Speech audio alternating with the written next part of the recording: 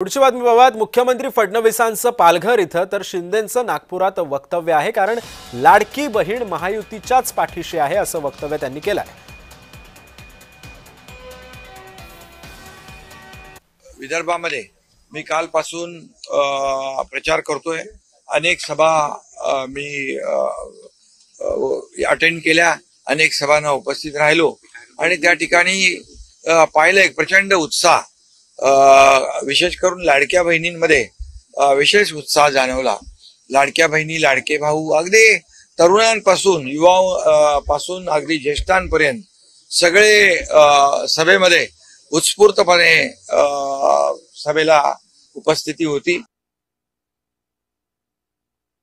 अनेक लोक असं म्हणायचे आता यांचं सरकार आलं, आता लाडकी बहीण योजना बंद होणार।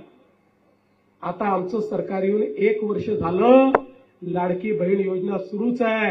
आणि बहिणींनो, जोपर्यंत तुमचा देवाभाऊ मुख्यमंत्री आहे, लाडकी बहीण योजना कोणीच बंद करू शकत नाही, कधीच बंद होऊ शकत नाही जोपर्यंत देवाभाऊ आहे।